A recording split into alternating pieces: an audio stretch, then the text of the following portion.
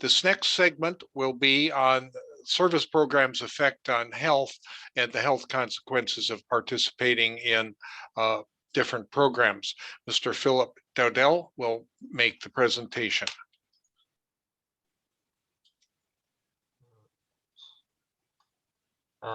Thank you, Your Honor. Once again, I'm Philip Dowdell, and I'm here to talk more about health, this time in relation to the programs themselves, what's necessary for the programs, and how the programs would affect the health of the participants in them. To describe the potential programs, I'll be dividing the service programs into military service versus civilian service, as they're the most well-studied and they have notably different health outcomes. These aren't necessarily the only two types of programs that may happen, but they're the two with the clearest health effects. And firstly, before going on, when I say civilian service, I refer to potential service programs where participants would be working with organizations like the Red Cross or local nonprofits in various areas, and this would be happening in both mandatory and voluntary service programs. So in relation to both of these different types of programs, I'll be talking about how health can affect eligibility for these programs and how these programs would directly affect the participants' health. So first, to the effects of military service and specifically to eligibility. This is a big issue for a hypothetical large-scale military service. Under current eligibility guidelines, roughly 75% of Americans can't join the military. The greatest single contributor is obesity, which is one of the health problems there. But there's also many other conditions also contribute largely. This is a big issue. It would be difficult to do a large-scale program of many people participating in military service without changing the health requirements for it in some way. As for the health effects of military service itself, it's generally linked to a fair amount of poor health outcomes. Military service is linked to greater risk of substance abuse, anxiety, depression, PTSD, anger, and suicide. The suicide rate is 1.5 times greater for veterans than for non-veteran adults, even after adjusting for age and gender. And one of the most important findings I got while researching this topic is that these poor health outcomes persist even when those in military service are not deployed to combat. From the above negative health outcomes, only the rate of PTSD had a significant correlation to whether or not the person had been deployed. I will note there is some benefit to physical fitness from being in the military, but in general, for a program like this, there are many negative health effects from military service, which is something that would need to be addressed in any potential program that has this as a big part of it. Anyway, to civilian service, the effects of that. First, to eligibility. Unlike military service, there aren't large concerns about being ineligible to serve due to health concerns.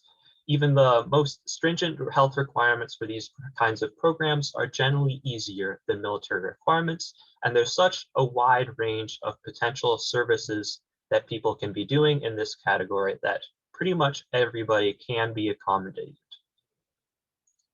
Next, moving to the health effects of civilian service, there are many health benefits strongly associated with this type of service. It's linked to lower depression and resting heart rate, higher self-rated life satisfaction and well-being. Some of the benefits of lower resting heart rate is linked with better physical fitness, lower body weight, lower levels of circulating blood fats. There are many health benefits that are associated with this kind of service. In addition, greater volunteer and community service work will likely benefit the health of the community, although it's unclear as to what extent. For example, helping food banks can help impoverished people eat more and more nutritionally. Having cleaner parks may result in more people going to them. There's a vast amount of potential secondary health benefits from more people doing this type of service. So ultimately, the takeaways, military service seems to lead to worse health outcomes even when not deployed. And additionally, there are eligibility issues from getting a large-scale program up in the first place. And in the meanwhile, civilian service seems to lead to positive health outcomes, both for participants and for the community. Here's my works cited. Thank you.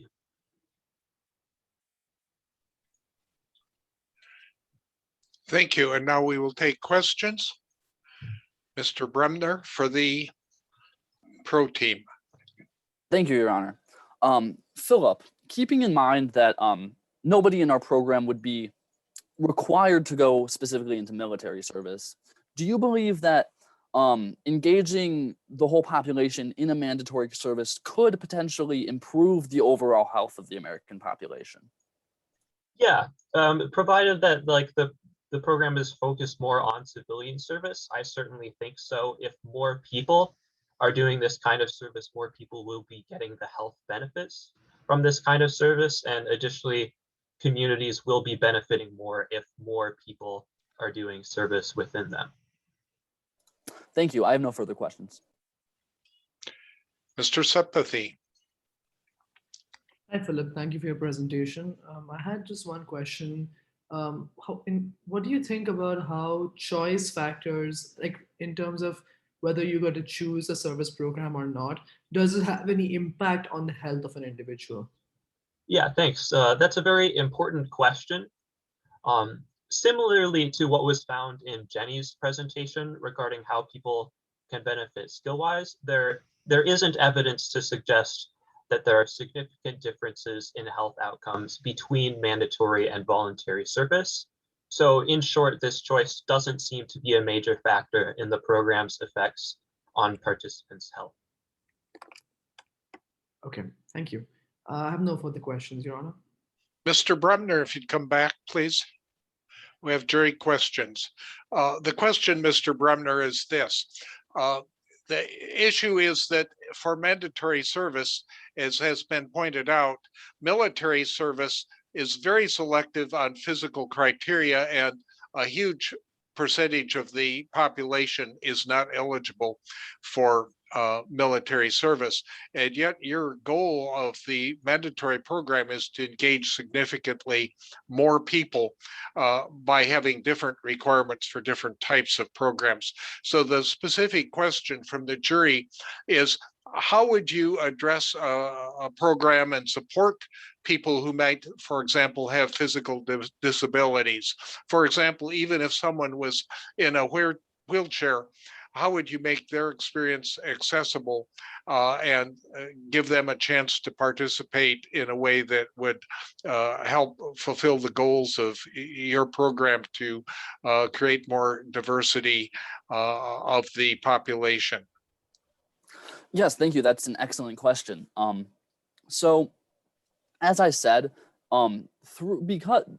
because our program has such a wide variety of civilian options, we will try to include as many people as we can, including people with physical disabilities, because while civilian service oftentimes may be working, when you're thinking of the types of programs in the past, you're thinking of like building things, maybe clearing out national parks, maybe doing things like that. But there are a lot of other ways people can get involved. I used the example of believe educational opportunities and tutoring.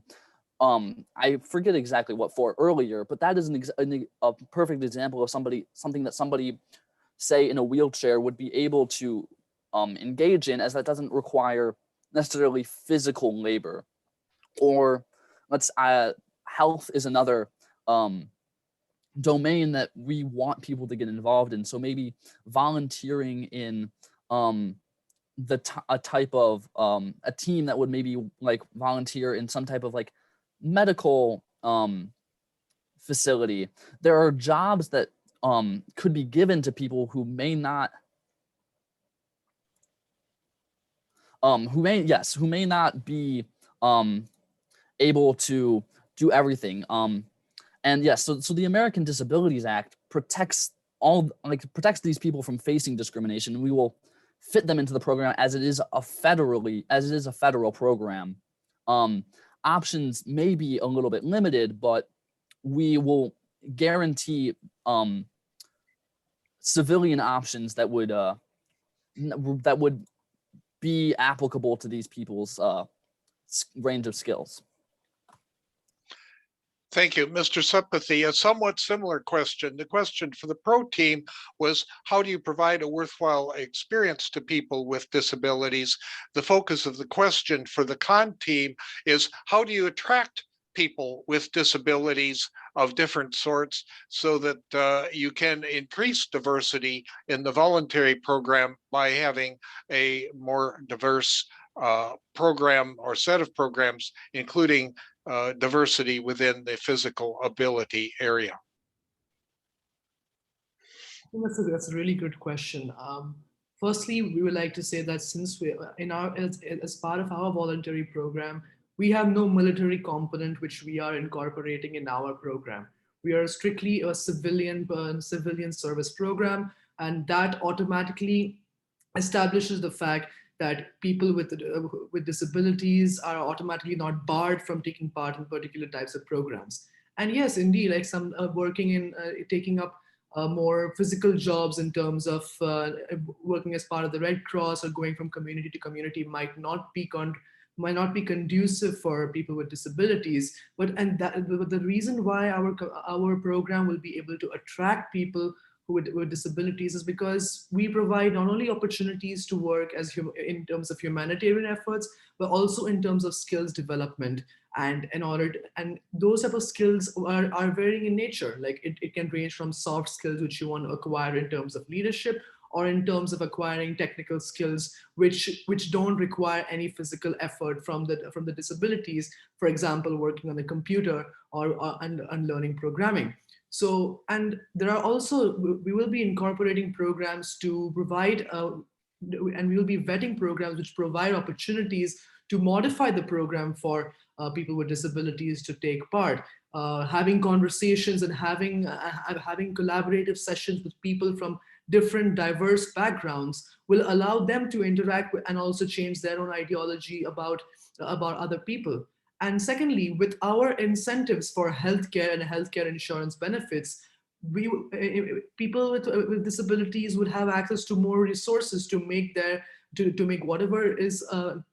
to make their experience a lot more smoother and allow them to enjoy what they are doing as part of the program, and carry on the motivation which they will have coupled with our incentives.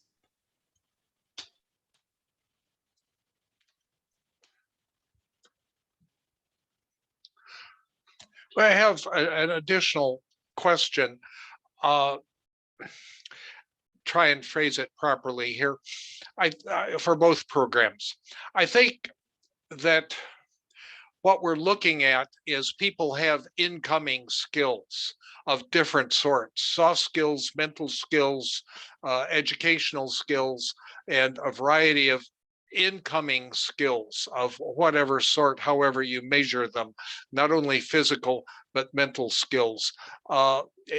Could you address the issue, both of you, for your respective programs, how you're going to match people's different skills or abilities, mental abilities, learning abilities to your programs? What's going to be done there, Mr. Bremner? So for our program, in order to try and match, one thing that's important to keep in mind is that this isn't necessarily like a class or something where you have to meet certain benchmarks or receive a certain grade. We are like willing and able to accept people at like where they're at, and our goal is just to get them engaged in the service, whatever form that might take, even if it isn't necessarily like even if they're not at the level of a professional nearly. But that said, being able, like, if a certain type of program requires a certain level of skill, that would definitely be noted, and that would definitely be a part of the program's proposal that would be like run through vetting processes and run through that. So we would have that documented, and we would be able to try and at least not place people where they're kind of out of what they can do. So just by trying to keep track of what different types of programs are able to do, and not and just being able to accept what service participants are able to give. Thank you. Mr. Satpathy. I think firstly, in terms of incoming skills, and I think I agree with Andrew when they mention that our program is similar in the sense that we will not discriminate between someone who has a different, probably a more advanced skill set as compared to someone who is not in, who does not have the same level of skill set. For example, if I were to draw, for you are in a program which allows you to develop your programming skills, maybe there is a college graduate who is who has a very advanced understanding of the language in hand, and there is someone who is programming for the first time. We will not disadvantage the person who does not have the experience at hand, because we're trying to create that safe space where that person who has the advanced knowledge could work and collaborate with that person who does not have that skill set to uplift that person as well. That's one point. The second point being is, as I mentioned, because the program is flexible in terms of your participation, and how your program in terms of your participation will not be static, that year on year or month on month you'll be doing the same thing over and over again.